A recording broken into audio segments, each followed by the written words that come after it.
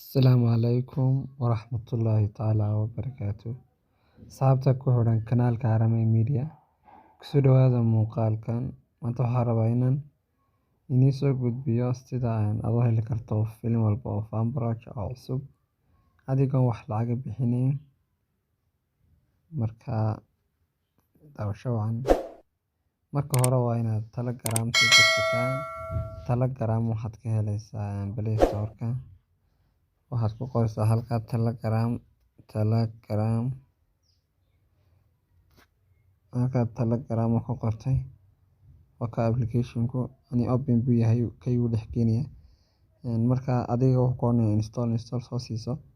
Kabacdi waa kan Fanbroch, bogi Fanbroch, Baxwal Media waxay soo dhigaan filimada dhankana filimada soo dhigaan.